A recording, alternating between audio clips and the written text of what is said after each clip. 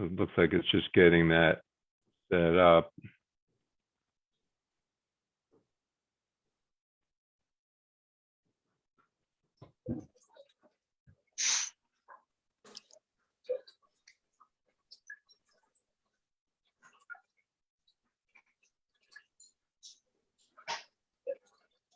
John, in case it helps, I see a notification on Facebook that you're live streaming. Okay, good. Thank you. Thanks, I'm going to say Allie. the same. I got that too. Good. Thank you, Allie and Tanya. Okay, let's go ahead and get started. So first of all, everybody, welcome. Thanks for tuning in tonight. My name is Jon Korin. I'm president of Bicycle Advocates for Annapolis and Anne Arundel County, also known as BikeAAA. You can go out to BikeAAA.org to learn more about us. The other hat that I wear is that I'm chair of the Anne Arundel County Bicycle Advisory Commission.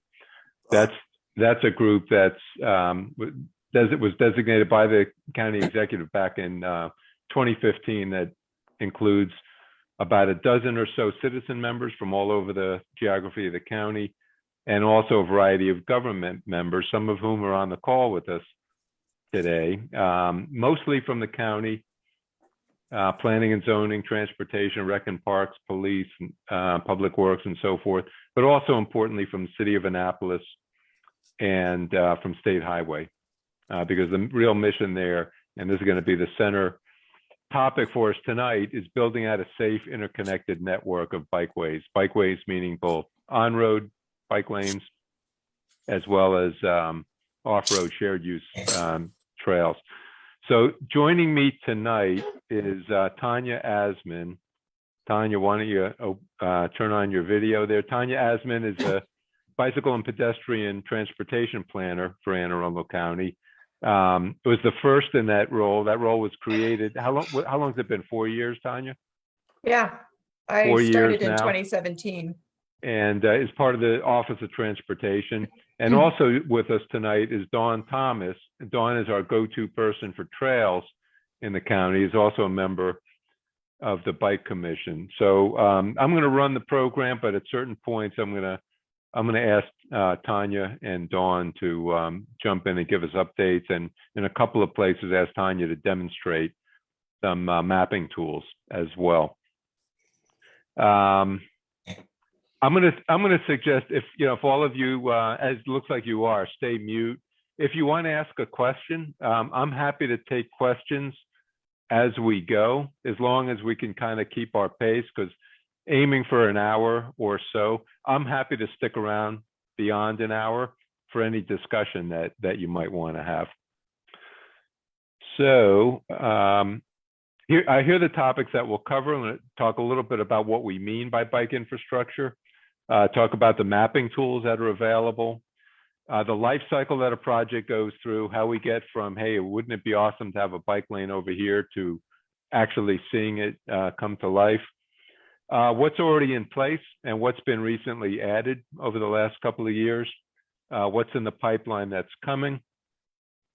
And then we're going to talk about some of the planning and other initiatives in the county that are sort of preludes to bike infrastructure getting built. So that'll include the walk and roll plan, which is an update to the county's bike pedestrian master plan.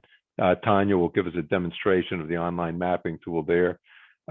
Q&A and chat time at the end. So that's what I aim to cover tonight. Again, background on BikeAAA, we launched in 2013 as a project of the Leadership Anne Arundel program, a program that cultivates people to become more effective in community service here in Anne Arundel County.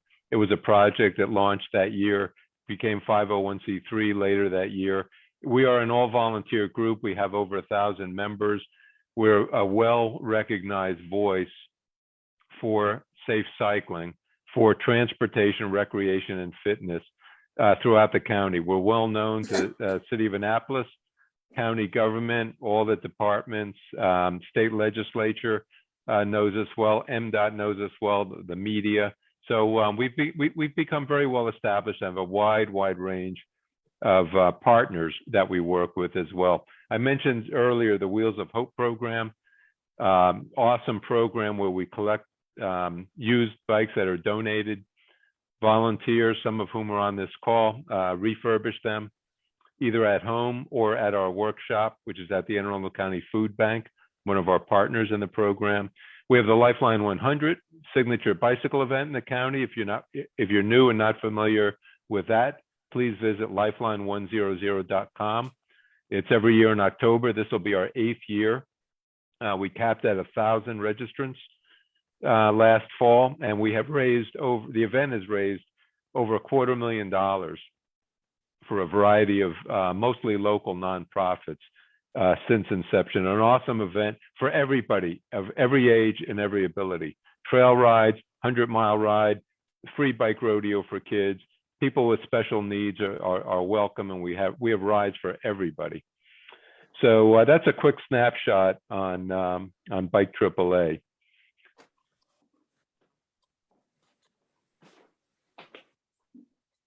So let's get right into our topic. So bike infrastructure, or sometimes referred to as bikeways. So when we talk about bike infrastructure, we mean bike infrastructure that makes it safe, accessible, comfortable for people to ride, not just for recreation, but very, very importantly, for transportation. A big part of our mission is try to get more and more people to use their bicycle, not just to go for a nice ride on the trail or for fitness, but also to ride instead of getting in your car. Nationally, something like 50% of automobile trips are 3 miles or less. If we provide safe infrastructure, we can get more of those trips being made by bicycle, but we know we've got to get it all connected. So here you see a snapshot of different types of bike facilities. And I'm going to start with the least comfortable and work my way up to the most comfortable. The least comfortable is a Sharrow. That's a bike mark that's on the roadway with no stripes. You see these in downtown Annapolis. A lot of Sharrows were added in downtown Annapolis under a grant in the last couple of years. King George Street, St. John Street, Compromise Street. You see these a lot in downtown Annapolis, where there isn't enough road width to add a bike lane, which typically wants 3 or 4 feet of road width. So a Sharrow, visual signal to drivers, be on the lookout for cyclists in this area, but not a great deal of comfort. Next would be a bike lane, the bike symbol that you see, plus stripe marks. And I can tell you, when we launched the Bike Commission around the 1st of 2016, there was exactly 1 bike lane on a county road. 1, on just a very tiny segment of roadway near, I see Ali Meller smiling, near Ali Meller's house. He knows exactly where it was, on a little section of Bay Ridge Road. We've now got about 14 or so county roads.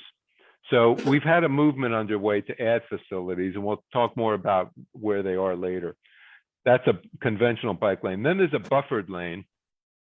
That's where there's some striping that provides some horizontal separation between the cars and the bikes. So you see in this upper right hand where there's some 3 feet or so of buffer. Then you've got protected lanes. I'll go over in number 1, where there's some kind of a vertical physical barrier between the cars and the bikes. It could be a Jersey wall. It could be bollards. It could be parked cars. It could be a median strip like you see here, a series of planters. And these protected lanes, or sometimes they're called cycle tracks, can be either one way like the one shown here, or 2-way like the one shown in the center left. So these in general are the different types of bike facilities. So when I say bikeways, this is what I include. Now there are other things out there, and let me first say there's off-road, there's mountain bike trails. And we are very fortunate here in Anne Arundel County that in the last couple of years, thanks to the awesome work of some leaders and dozens of volunteers, we've got 40 or 50 miles of mountain bike trails now at Bacon Ridge in Crownsville and Waterworks Park out off of Housley Drive in Annapolis. Fantastic facilities, but here when I talk about bikeways, I'm talking about bikeways that can be used for transportation and recreation. So it would tend to exclude the off-road mountain bike trails. Other things that are out there, bike parking.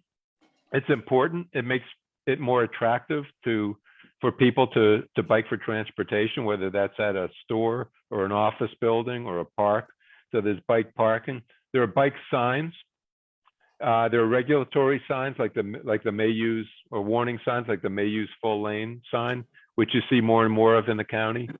There are bike route signs, which are typically on state roads, which are simply wayfinding. They do not indicate comfort. In fact, they're on some of the nastiest roads in Anne Arundel County. Route 2, where it crosses 665, it's got a bike route sign. It's wayfinding to get from A to B. It is no indication of safety or comfort. East Coast Greenway, which is a fantastic partner of ours. East Coast Greenway is a 3,000-mile route from Calais, Maine, all the way to Key West, Florida, 3,000 miles. The mission of East Coast Greenway is to try to get as much of those 3,000 miles off-road and onto paved trail as possible. They're currently at about 33%. They work with localities like us to try to get more and more trails built and then designated as East Coast Greenway. So here in Anne Arundel County, a portion of the BWI Loop, the B&A Trail, a part of the East Coast Greenway. They use road routes through much of Annapolis. Little by little, we are building out more and more trail, and you'll hear later the South Shore Trail and the WB&A Bridge, as they get built, will become part of the East Coast Greenway, and then we'll have even more of the East Coast Greenway route on trail than we do currently. But you'll see these signs along the trails, and you'll see them on the road routes. You'll see it on Bestgate Road, Housley Road, through Annapolis. And then the last one I'll mention are bike parks or bike playgrounds, or some places they're called traffic gardens. We got the first 2 of these completed in Anne Arundel County in 2021. One up at Lindale Middle School. And if any of you ride the BWI Loop, I encourage you to go take a look or even ride it. Take your road bike, just get off at the lower parking lot of Lindale Middle. You'll see 2 basketball courts. Go up there and you'll see a nice little course set up for kids to learn bike safety. This one shown here is at the Seven Oaks community in Odenton, and Glenn Gunter, who many of you know, on the bike commission, super active bike advocate in West County, was the impetus to get this built. So lots of other bike repair stands and pumps. We've placed them in a variety of places around the county. So lots of other infrastructure, but we're going to focus here on bikeways, which make it safe for people to get around by bike. Bicycle maps. The variety of different types of maps and different sources of maps that will help you navigate around. Google Maps, I'm sure all of you are familiar with that. You can turn on, Peter Threadgill, if you don't mind muting. Thank you. Google Maps, you can turn on bike and it'll show you where bike infrastructure is, and it will recommend bike routes from A to B that are considered more comfortable. Doesn't mean they're all going to be off-road. Many of them will be on-road and include roads that don't have any bike facilities, but Google Maps is a pretty good source. There are a variety of apps. This one is from Ride with GPS, that will help you get around. Many use Strava to log their rides. Actually, Alex Klein of the BikeAAA board is going to do an online program like this on electronic navigation on March 10th. We'll get that posted to Facebook with details. It's already on the BikeAAA.org calendar. There are visual maps like this one shown in the lower right, which are just static PDFs or JPEGs that just convey a message about biking but aren't interactive. And then there are GIS systems, geographic information systems, that can contain bike infrastructure. And I'm going to pause here. I'm going to unshare so that Tanya Asman from the county can show you the county GIS, which has a bike layer, which is quite thorough. Over to you, Tanya. Okay.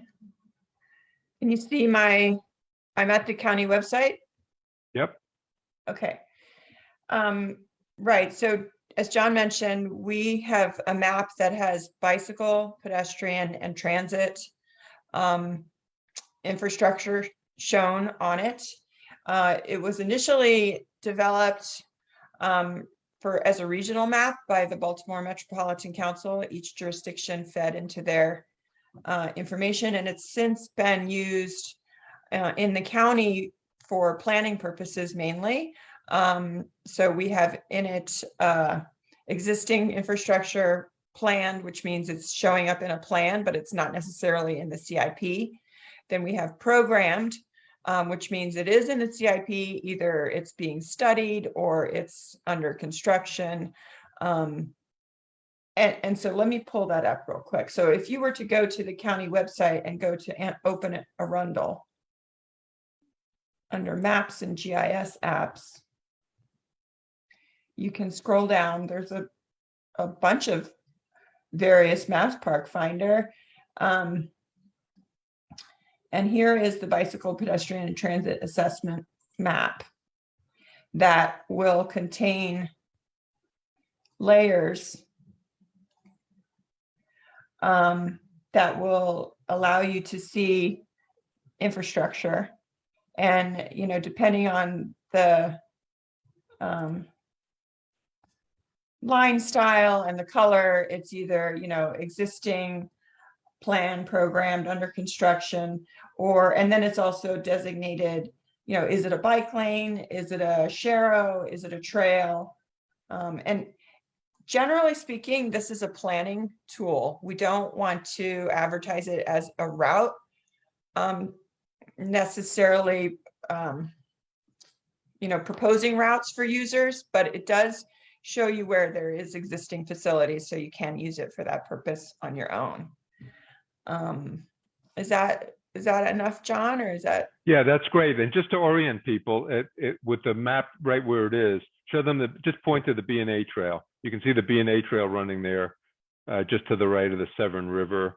You can, if you come down towards the bottom, you can see where the Broadneck Trail. And let's see, Paul, who just moved here and he lives on Baydale Drive, there's your side path on Baydale Drive. And the dotted lines show where Broadneck 3 will help you Paul, get from your house over to the B&A Trail. So yeah, that gives you an idea of what's there. Tanya, if you don't mind, after you're done with this, maybe just put the link Sure. into the chat for anyone that wants to look at it. I will say, and you'll hear more from Tanya about this later, what's shown in here as planned is from the 2003 and 2013 bike ped plans. That is being updated this year. And so a lot of what you see in planned is going to get refreshed when we finish up the current update to that plan. Mm-hmm. So yeah, that's great. Thank you, Tanya. So I'm going to share my screen back. I just want to say a few words, and I'll invite Tanya and Dawn, who really make this process happen on a daily basis. The life cycle. How does a trail or a bike lane show up someplace? And generally speaking, these facilities go through 4 steps. The first one is a plan. So like the plan we just talked about, they will show up on a plan. These plans tend to be long range in nature. Sometimes they tend to be somewhat wish lists, to be honest. There lots of things show up in plans that may never see the light of day. But oftentimes, typically, something shows up in a plan first.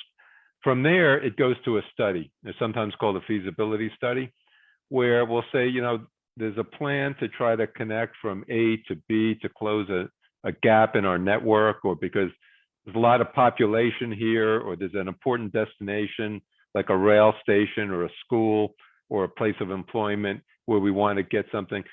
A feasibility study will typically look at alternate routes, availability of right-of-way, comparative costs, look at some various options and try to home in on what seems to be the most attractive. Dawn, you deal with these a lot, and Tanya, you've got a few going. Is there anything you want to add about the study phase? That was a very good description of the process.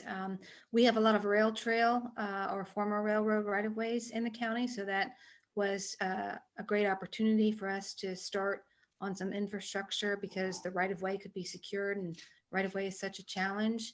But Tanya's world is opening up into this exciting area of, we know where people are going, we know what draws them, and we could see some of these foot-worn paths, and with the ability to communicate with people, we can get more details on the demand, what people are looking for. So it's like finding the best route. Yeah, we do look for a couple of options and weigh those pros and cons. So it's an interesting process, kind of two different routes, but getting a lot accomplished in these recent years. Thank you, Dawn. And so then from study, typically we'll select one of the alternatives, and then it goes into design. And there's a lot of engineering work that goes into this. This is really detailing out every foot. Do we need? Are there wetlands that we have to go through? Do we need some boardwalking? What is the grade? Paved trails have to be ADA compliant. So what do we have to do to achieve ADA compliance? Is there right of way to pursue? Are there utilities that have to be moved? Do we have to have some telephone poles shifted around? So there's quite a bit that goes into design. Often it's phased, 30% design, 60% design, 100% design. Once design is finished, construction documents are prepared, then an RFP can be released. Construction contractor hired, and then construction begins. So that's the process. It takes too long. It takes way longer than any of us would prefer. But there are a lot of challenges that go into these: economic challenges, topographical, environmental, right of way, and then sometimes depending upon the funding for the project, a lot of our funding for trail construction comes from federal programs. Then there's a considerable amount of red tape and bureaucratic process that we have to comply with, regulatory process, and that can slow things down. So we're constantly looking. We know all of you, and believe we do too, want it faster, and we're always trying to find ways to try to compress this cycle so that we can get to a ribbon cutting like the one you see in the picture, which was the South Shore Trail Phase 1 a couple of years back. And it was a great event. We had a load of our partners there.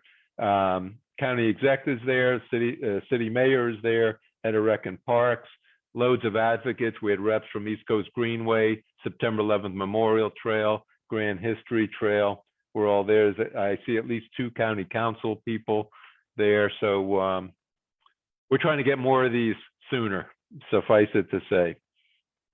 Now, when we started the Bike Commission back in 2016, the first question we asked is, how much bike infrastructure have we got? Where is it? What type is it? So that we know what our baseline is and we can measure how we're building from that. And no one had the answer. So Bike Commission, who has the answer? The cycling community knows. We know where all this stuff is. Rec and Parks had a good handle on trails, but in terms of on-road bike lanes and some trails that aren't part of Rec and Park. So the Bike Commission assembled an inventory, and we counted about 58 miles. If you can see the upper table, we counted about 58 miles of bike infrastructure at around the first of 2016. We categorized it by the facility types that we talked about. And so we know we had about 44 segments, 58 miles. And now we track how much are we adding each year. So we know 2016, 3.6 miles, 2017, 4.5 miles. And so 2019 was a big year, 10 miles were added. So we're tracking it. And we also have a similar sheet where we now track the pipeline of projects that are in plan, study, design, construction, so that we know what's coming. Sometimes mileage isn't necessarily the most important measure. Sometimes something really short that provides an important connection is vital. If any of you know Victor Parkway in Annapolis, it's kind of a cut through that lets folks biking down to Bay Ridge avoid the nasty intersection at Bay Ridge and Forest.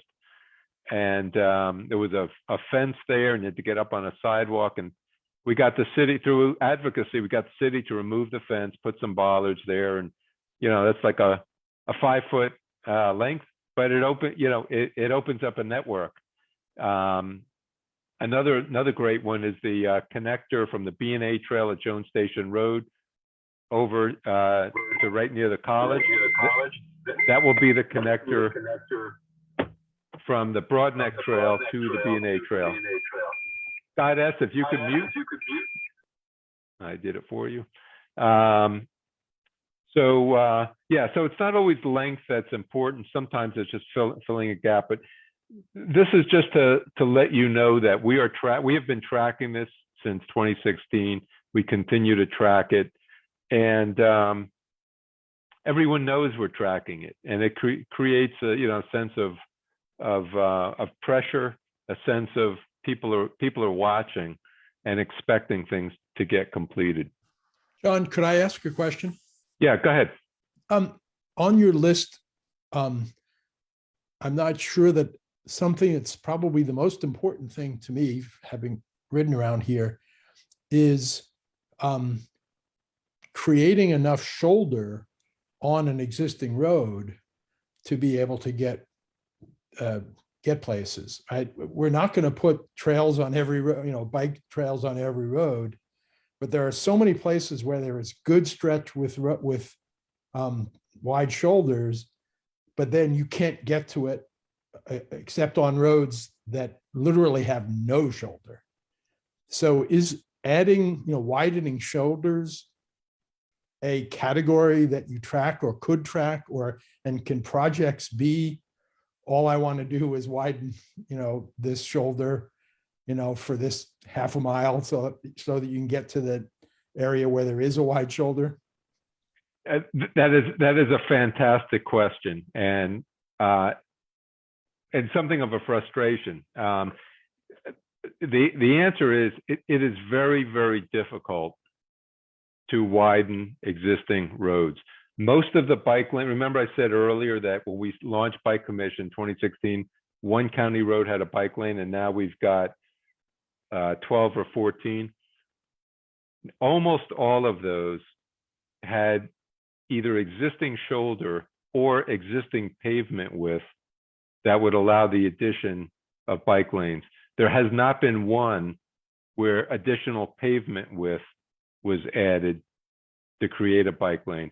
It is very hard to do that for a variety of reasons: cost, access to right-of-way, and now because of environmental concerns, adding impervious surface is a big challenge as well. So all of the bike lanes that have been added have been generally within pavement width. Now, there have been some cases where what's called a road diet has been done, where you can take existing pavement width and by moving where the stripes are, repurpose it so that, let's say, the travel lanes become narrower and creates room. Or sometimes by Mount Tabor Road in Gambrels, when it was repaved, the county shifted the center line and was able to place bike lanes on both sides of Mount Tabor Road, but it was all within existing pavement width. So Robert, it's a great question. It's a frustration. It's very, very hard. Tanya, I see you. Tanya, you've got your hand up. You want to add to that? Right, yeah, I did want to add to that. So one of the challenges, we do have a repaving program, resurfacing program that is a large chunk of the CIP money when it comes to roads. And so I just wanted to spread some good news in that. Let me back up though. Part of restriping, you can't just say, oh, they're repaving this road, let's restripe it, because there's geometry to the roadway that has to be considered. So typically the resurfacing program just goes in and does an in-kind replacement of the striping and everything that was there without any, if it requires some level of analysis of the roadway, which occasionally our traffic engineering group is able to do. But the good news is the resurfacing program is going to do an evaluation of all the roadways that are in the coming up for resurfacing, to do an evaluation of what could be done to do a road diet on those roadways. And that it's going to be a comprehensive look instead of a spot here and there, trying to play catch up. So I just wanted to spread that. That's a little bit of good news in that front. So that's good, but the bad news is it sounds like there is no mechanism to widen any road ever. Well, you don't always need to widen it, and there is I a understand, but there are mechanism. some roads, I mean, a good example is 214. There are sections in 214 where it's barely wide enough for two cars, let alone, but there's plenty of room to add shoulder if one wanted to, in some places.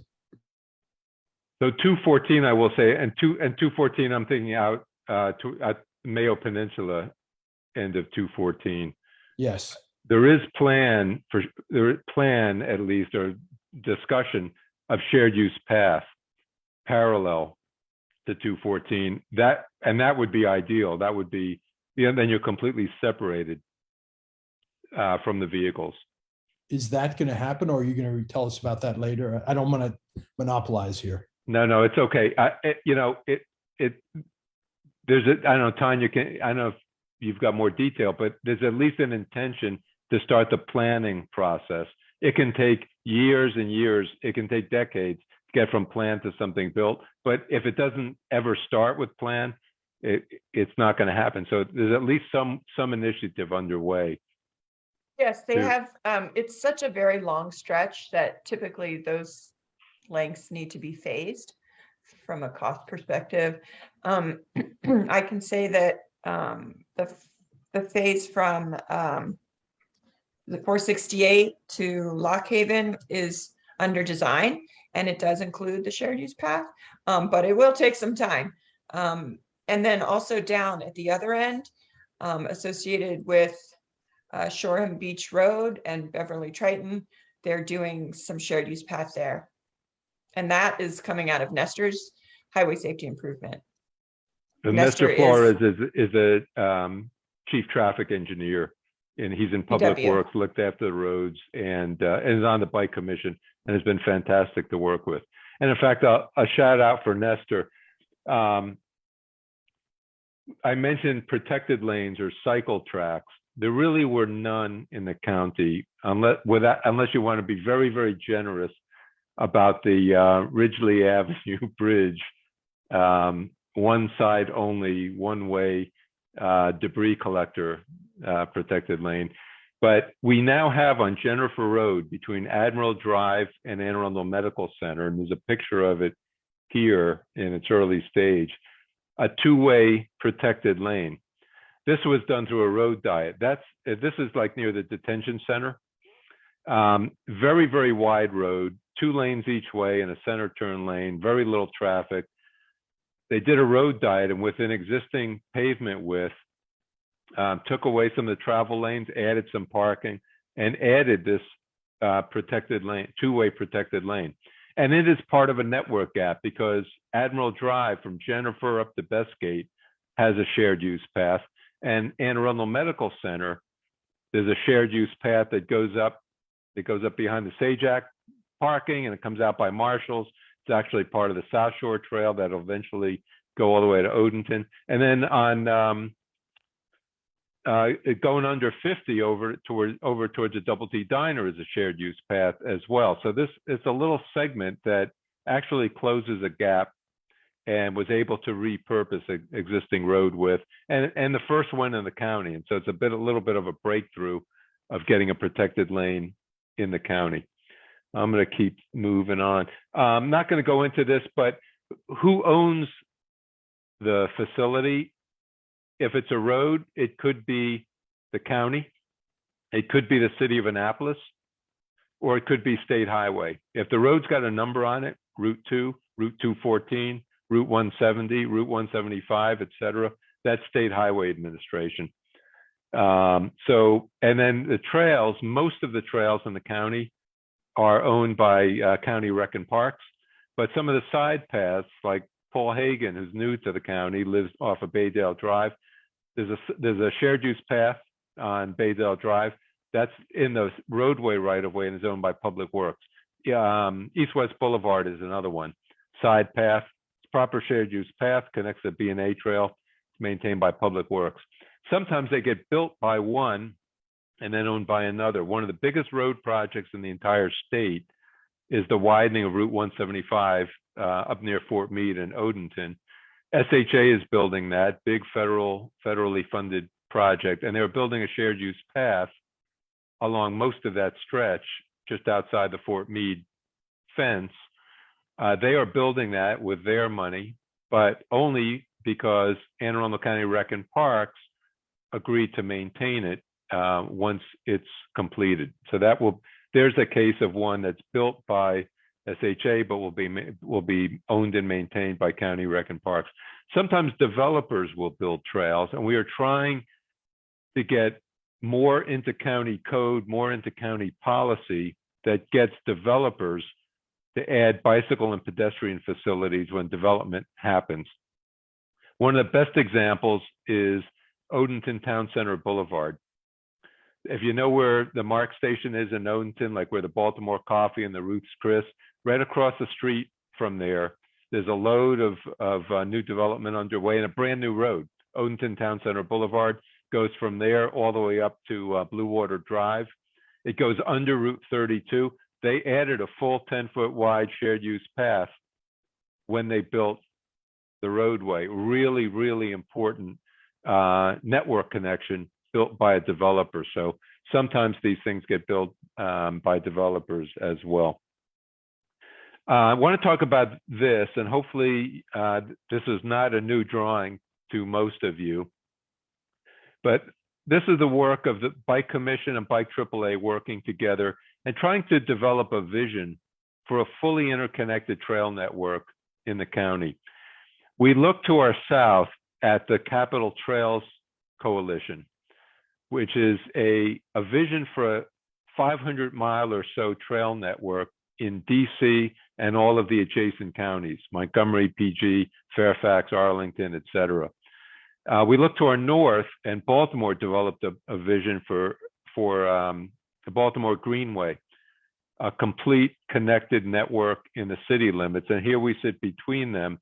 We work to develop this idea of a network that would be kind of a trail loop, and then a spoke to the north up to Baltimore, a spoke to the east to the Chesapeake Bay at Sandy Point Park, a spoke to the south to connect to PG County, which is where we would connect to the Capital Trails Coalition network, and then a spoke to the west out to Howard County. So we developed this there's a website called AnneArundelTrailNetwork.org, where you'll find this map and a lot of other information about what's going on in the various segments. And you can see on this map, the dark blue shows what's existing. The yellow shows what's in process. And then the gray dots are gaps to be filled. What's highlighted in green and blue here are 4 places that should, and maybe Dawn will say will, but should go into construction in 2022. So I'm going to ask Dawn to give us an update on trail building. Thanks, John. Yes, we expect all of those to be in construction this year, some of them in the next month or two. We have a public meeting for Broadneck Trail Phase 1B and 5.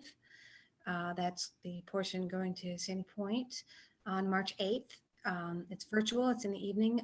The links and information is up on our webpage.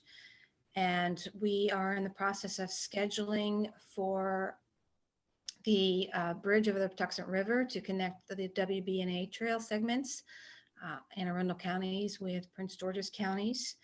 That'll be likely later March and then quickly following into construction.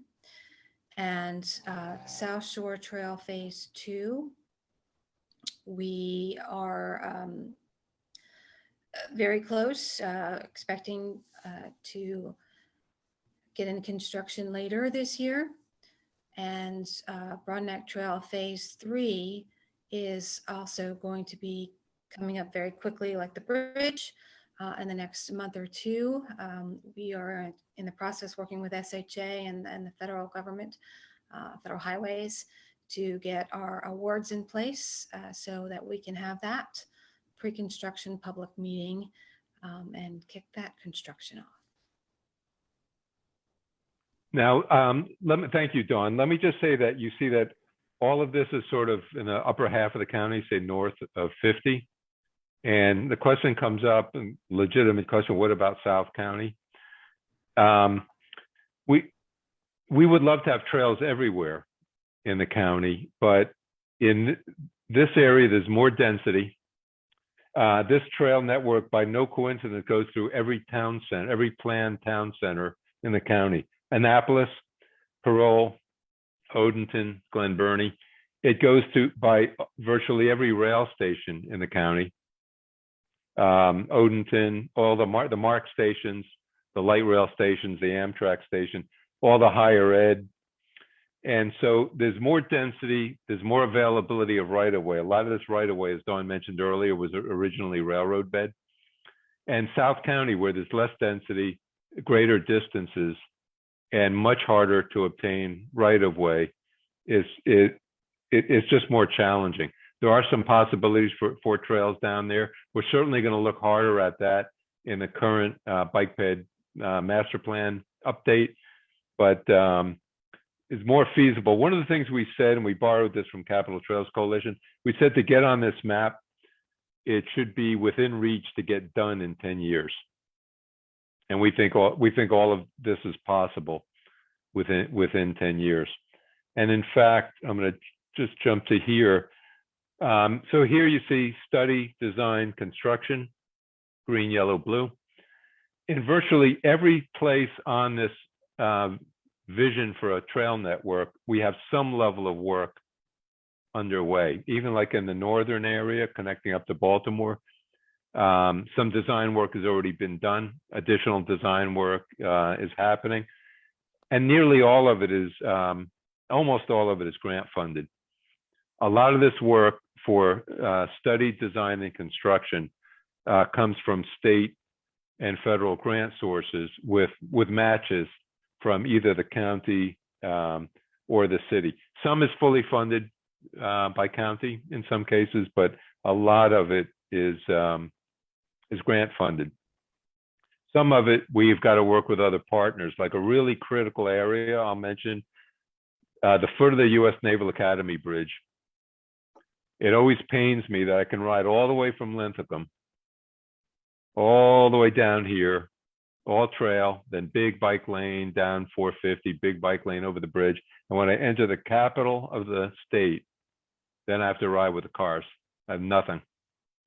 So there's study work underway among the county, city of Annapolis, State Highway Administration, because it's their road, 450, and importantly, U.S. Naval Academy.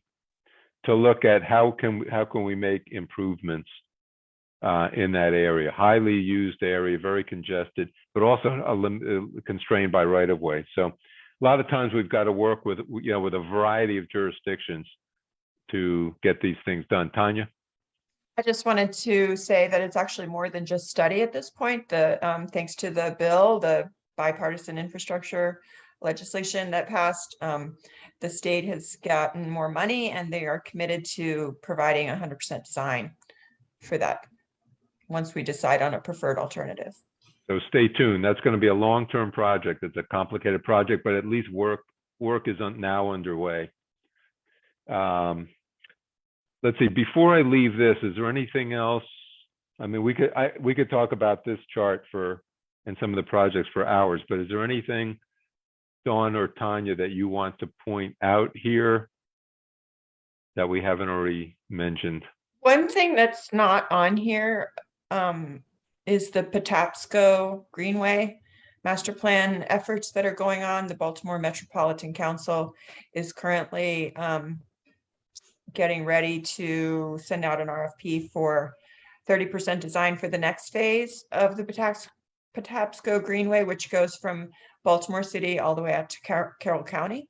So, and then there is a piece in Anne Arundel County that they're also going to be looking to do 30% design, probably not this year, but maybe next. Okay, great, thank you. Okay, I'm going to keep us moving then. So grant sources, I don't want to get too deep into this, but we get grants from the state. The Kim Lamphere State of Maryland Bikeways program funds a lot of many of our studies and design. These are smaller grants, typically in the couple $100,000 or so range, although we got a really, one of the biggest ones ever, $800,000 for Broadneck 1B5. And then a lot of the construction comes from federal grants, mostly TAP, which is Transportation Alternatives Program. And I underscore the word transportation because a lot of the justification for securing this grant money is that the infrastructure will support transportation as well as recreation, not just recreation. So, and there are new grant sources coming with it. Tanya mentioned the federal infrastructure bill. A lot of money, a lot more money will be coming for bike ped projects. And the big push is to get more projects done, push them through the pipeline so that we can go after some bigger pots of money and try to build out that network and other things that connect to it. We've probably mentioned most of these. I don't want to get into all these, but this is just a quick list of some of the grants that we already have in hand where there's work underway. And I'm pleased to say that the city of Annapolis in the last couple of years has been pursuing grants. So they have design work underway for extension of the Poplar Trail, which parallels West Street in both directions, both out towards Pearl Town Center and also towards downtown Annapolis. They have another one called the Annapolis Connectors Project, which identified a series of gaps in the network around the city and start design work on how those gaps could be filled. We work super closely with the county and the city of Annapolis on all of these projects. One example, so this is BWI to Baltimore. So if you're familiar with the BWI Trail, it goes around the airport. Up in Linthicum, there's an existing spur trail that goes up into Linthicum to Maple Avenue alongside the light rail. We want to connect from there, that existing spur, all the way up to Baltimore City, to Harbor Hospital, which is where the Gwynns Falls Trail begins and continues on all the way up to the Inner Harbor. Design work is underway, one under a Bikeways grant, one under another grant that was secured by Greater Baybrook Alliance, a community association up here. So there's work underway to get these segments built, but it's complicated because some of it's in Anne Arundel County. From here on up is Baltimore City. There's a park environmental area called Masonville Cove. There's a work underway for a spur over to that area. So you can see how, one day from the BWI loop, we'll be able to get all the way up into Baltimore City. And importantly, this serves what's been an underserved community in up in the Brooklyn Park area. High percentage of folks that in households without cars that rely on walking, biking, and transit to get around. And so really important segment. You can see where some of it is already funded. We've got to get the rest of it through design and then to construction. Now I'm going to shift to plans. So the most important plan to start with is called Move Anne Arundel. It's the first strategic transportation plan for Anne Arundel County. It was completed and unanimously approved by the County Council in 2019. It addresses all modes: vehicular, walking, biking, and transit. But importantly, and I know you can't see all the detail here, it has specific quantified goals for shifting the mode share in the county away from single occupancy vehicles and to alternate modes like biking, walking, and transit. So getting this network built out to get people out of their cars very much ties into the strategic transportation plan for Anne Arundel County. And then an important component of that plan, by the way, that plan is tied to the general development plan recently approved. An important part of that plan, though, for this group is called Walk and Roll Anne Arundel. And I'm going to stop sharing and turn it back over to Tanya to tell you more about this plan and show you the interactive map that's associated with it. And stop share. Okay, Tanya, over to you. Tanya said she'd be right back.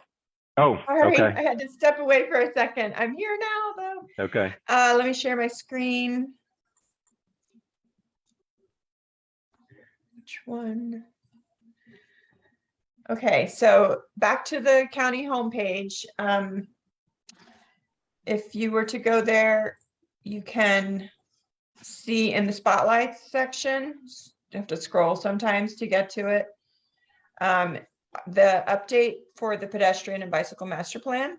We don't have any actual draft plan yet, but what we do have is a, oh, wait a minute. I'm not on video. There we go.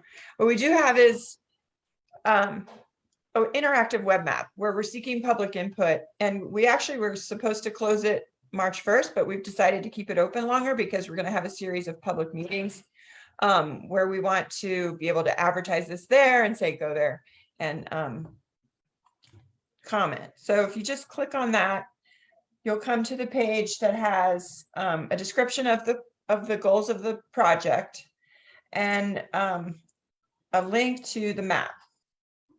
So the first thing you're going to do is a survey, short survey to ask, do you ride? Why do you ride? Where do you go? And then after that, you can start dropping a pin or draw a line on the map. You can add a point.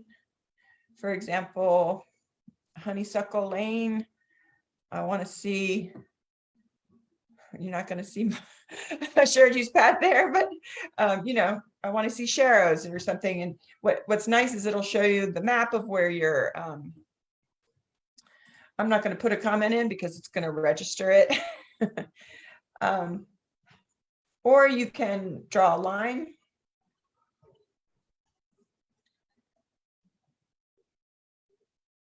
I might want to see a bridge, I don't know, across Housley from here to here.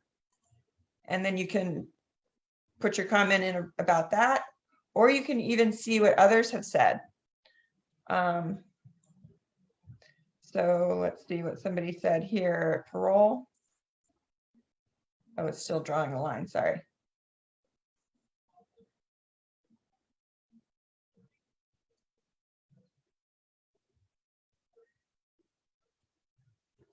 This intersection has no signalized crosswalks, and then you can either add to the comment or just see what people are talking about.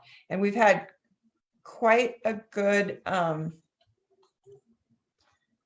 amount of comments so far, so I'm really pleased, but the more the merrier. So if you haven't seen this already, please do go and comment, and I would imagine it'll be available for probably another month. Anything else you want to say, John? No, I think that's great. Again, I encourage all of you to go out and take the survey, put your comments, and get all your friends to do the same. The more input, Oh, there's Alex. the better.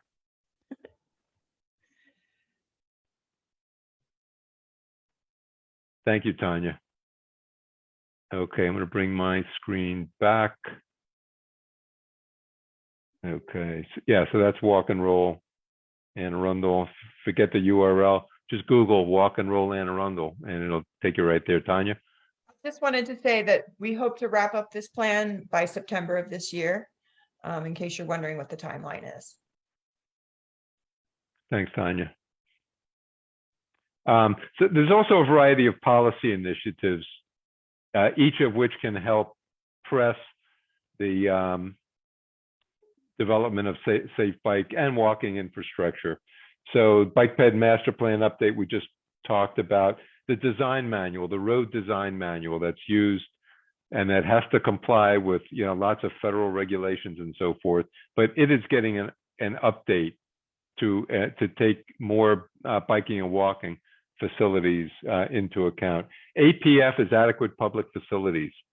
That you probably know there are adequate public facilities ordinances that have to be met in order for developers to build developments, residential, commercial, industrial. There's an APF for schools. You can't build residential developments unless the schools are open. Well, there's an APF for transportation, and forever it is strictly focused on vehicles. And in fact, it has sometimes done harm to biking and walking, where they tell a developer, hey, you're going to add 200 trips a day. We want you to put a right turn lane in to your new development. They said, okay, we'll use the shoulder that's there and we'll make a right turn lane. And goodbye goes a safe place to bike. So APF, the county is sensitized to that and won't do it anymore. But there's work underway to update the APF so that it addresses all modes, not just vehicles, and addresses not just throughput, but also addresses safety. The Vision Zero plan is out for comment.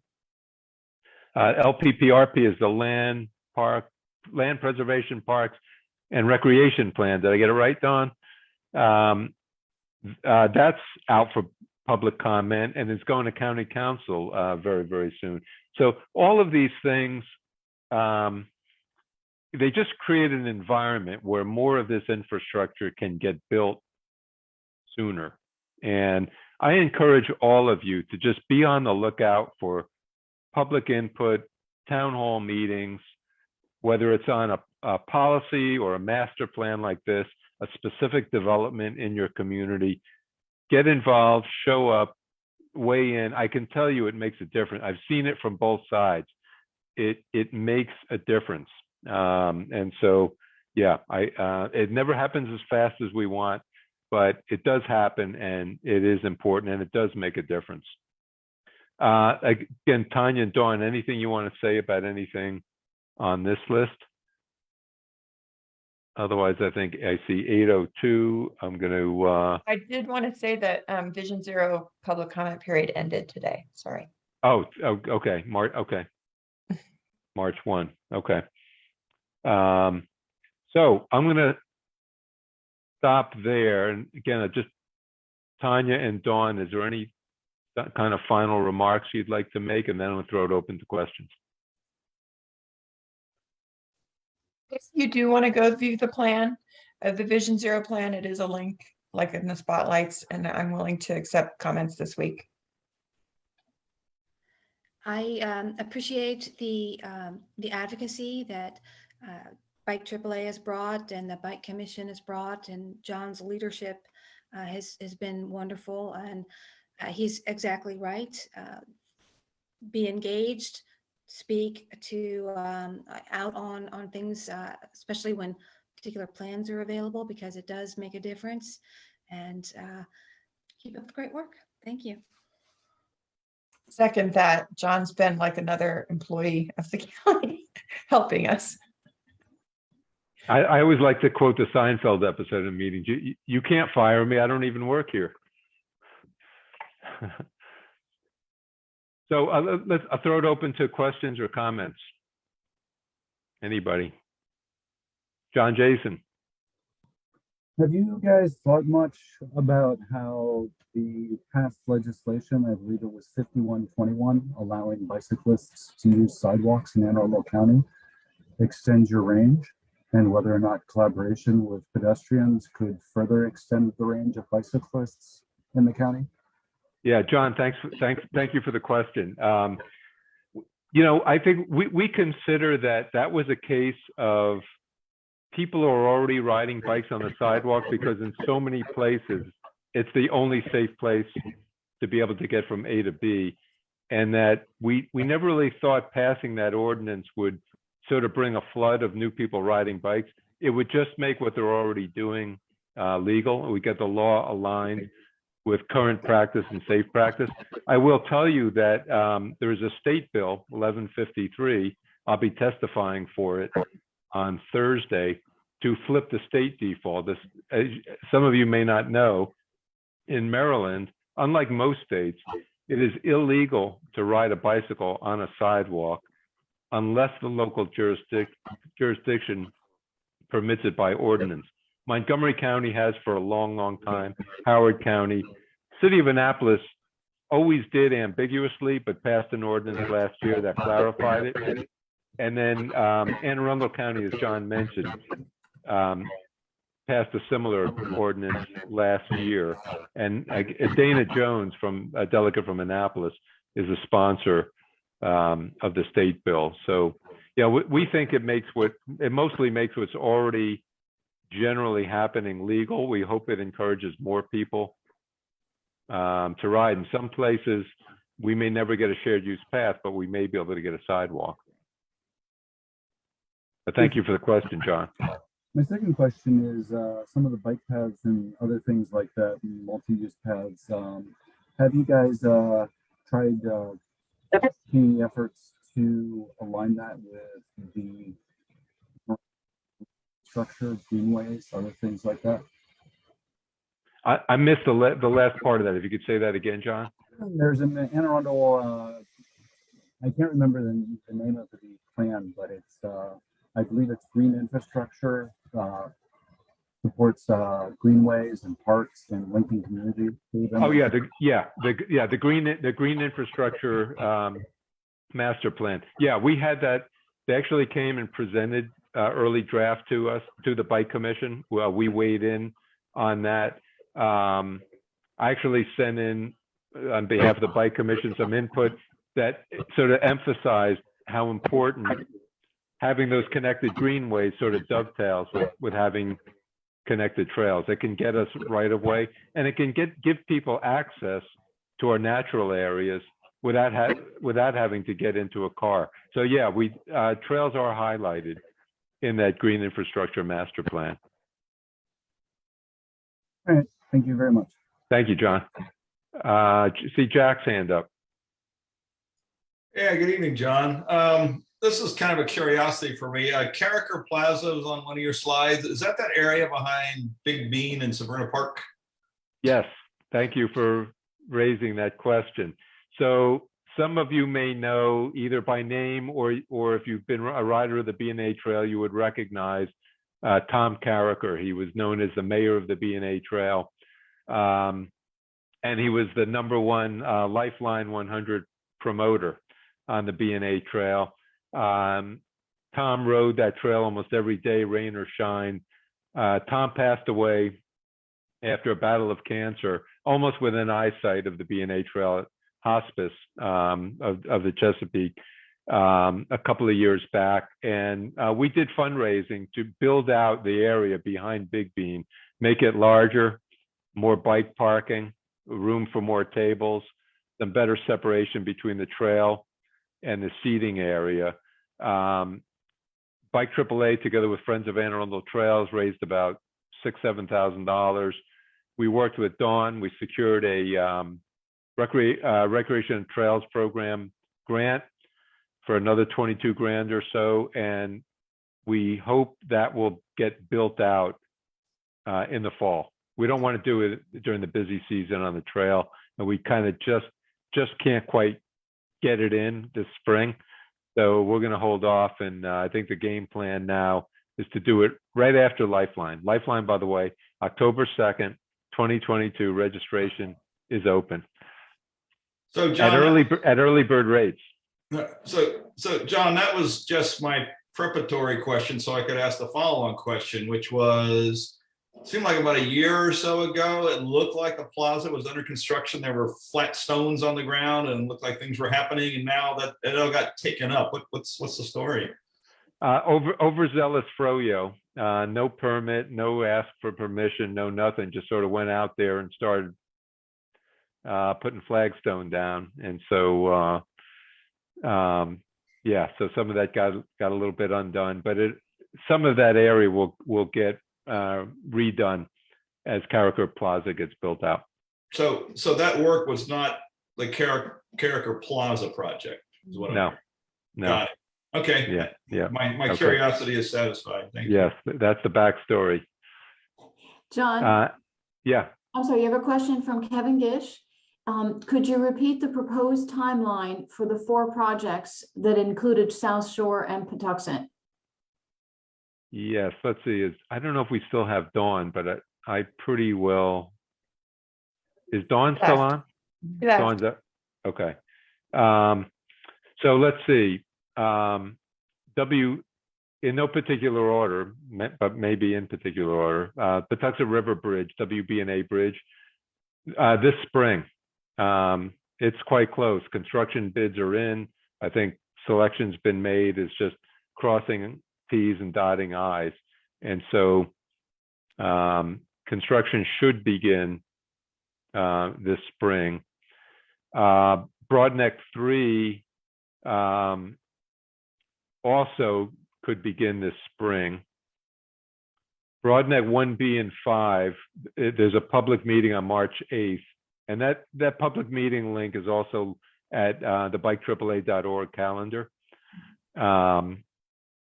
That there's still a little bit of design and a little bit of right-of-way acquisition work, I understand, but it is hoped that Broadneck 1B and 5, again, the section that goes in Sandy Point, could start construction later in the year. And then the fourth one is South Shore Phase 2, which is from the west side of Route 3 over to Odenton. It'll connect to the existing side path on Odenton Road near the circle. Also, sometime later this year, I don't know precisely, but it is thought that construction on that could start later this year as well. How long will construction take? You know, they're probably all a year or two. They never go as quick as we think they should or we hope for. That answer Kevin's question? He said Great, thanks. thank you, Lois. Ali Miller.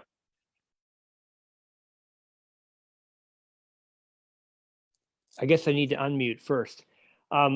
First of all, John, I'd like to add my thanks for all that you do. That other people have said this, but your engagement on this is amazing, and you have far more patience than I do.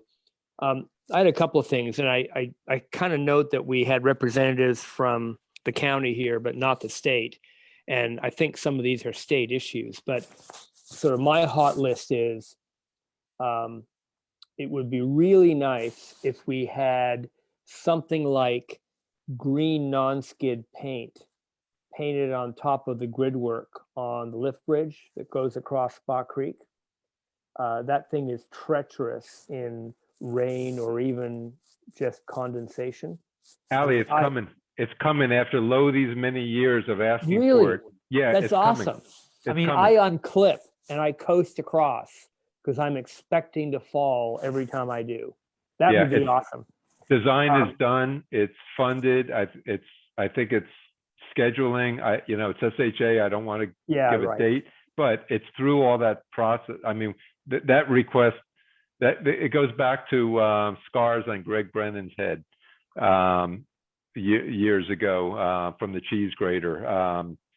So yeah, it's coming, and That's and awesome.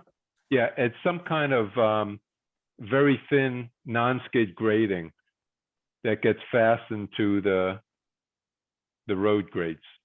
Well, I think that has the advantage of making it clear to motorists that there's a place for cyclists and they should stay out of there and let the cyclists have it. And they'll put we asked for, I think this was Alex's idea, and they said, yeah, we'll do it. Sharrow marks Great. approaching. Yep. Then I got a bit of a shopping list here, and I'll try and go through it quickly. There were some upgrades or changes to the Route 2 shoulder, and the latest go around has been excellent. SHA was paying attention, and they marked where the bike lane should go, and that's great. But the problem is in South County. You're talking in South County. Yeah, South County. Yeah. And then the previous go around, they didn't do that. So I would like to see, and I think College Parkway is the same way. I think that's a state road. No, I county. would like to see a commitment from SHA to go back and fix the problems they've created earlier on College Parkway, 214, and Route 2 in South County, where there was a shoulder and they took it away. And there's a couple of spots on College Parkway that I consider to be extremely dangerous. There are multiple spots on Route 2 from the previous places where they created left turn lanes and right turn lanes and they took away the shoulder. And, they're doing it right going forward, but I think they should go back and fix the mess they made on the previous go around. Other thoughts, there's a lot of talk from City of Annapolis about the reconstruction of the parking garage. And maybe that's an opportunity because they're talking about how to get around while and not have and find a place to park while the parking garage is being reconstructed. Maybe this is an opportunity for someone to point out, if you just ride your bike, life gets a whole lot simpler.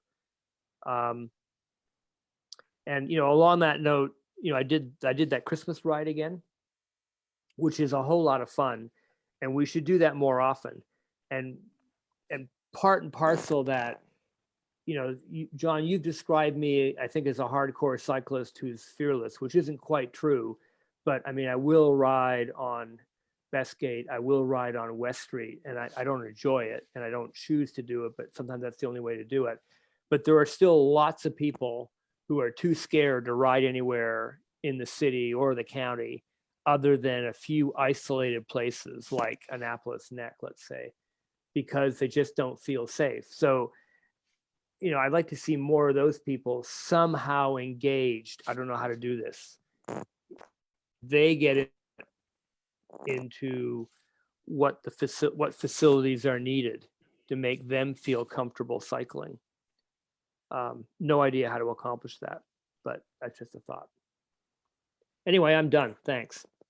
Thank you, Ali. Appreciate it. Anyone else? Final questions or comments? Otherwise, I would say a couple of public service announcements. Again, March 8th, public meeting on Broadneck 1B and 5. I think it's 6:30 p.m. That's virtual. That's via Zoom, hosted by the county. March 10th is Alex Klein, BikeAAA Vice President, and many, many other hats. A program on electronic navigation. October 2nd, 2022, 8th Annual Lifeline 100. Ride it, volunteer, sponsor, all of the above. May is Bike Month. Bike to School Day, May 4th. I think that will come back after a 2-year hiatus, at least in and maybe a more modest way, but at least coming back. Bike to Work week is the week of May 16th. We're discussing a in-person Bike to Work day in Annapolis, as we always used to do, super popular event. May 18th, annual Ride of Silence. We do in Annapolis every year, police escorted ride around city in memory of cyclists that we've lost on our roadways. RAM coming back to Annapolis in a big way, huge field race across America with the finish line in Annapolis in June. So lots going on. Probably most of you are already on the BikeAAA Facebook group. That's the best way to keep in touch with things that are happening. It's a very, very active group coming up on 2,000 local cyclists. If you're not on the BikeAAA email list, go to bikeAAA.org, go to the contact page, and just send us your email, and we'll happily add you to our list. So we appreciate all of you tuning in to this first State of Something address of the evening. Another one in 45 minutes or so. Yes, please stay engaged. Get out there and speak up for trails and bike facilities. Thank you all. Great. Thanks, everyone. Thanks. Good night. John, a quick question. Yep. If you, as host, if you can grab the chat, there was some interesting side discussions you might find useful if you can save the chat. I can't do it. Let's see. It's down in the lower right corner, I think, under more. And when you open the chat box. Yep, got it. And Save there's a way chat. to save the chat. It just, there was a lot there. There was more than I could catch. So. Okay. Well, so I guess Zoom saved it somewhere. I think you can save it to. You Didn't let me save to any place. It just, but it did save chat. I bet Zoom has it. It's somewhere. Yeah, it's somewhere. It might be in yours. Well, except it's the county, but it might be. Yeah, I have. I have a subscription that they gave me. So hopefully it will be there. Great. Okay. Thanks, everyone. I'm also doing a select. I could select everything, and I'll do a copy paste also. Well, I tried that. It didn't paste. Yeah, I could select it, but it didn't paste. I tried. Gotcha. Okay. Okay. Okay. Great. Thanks all. Everyone.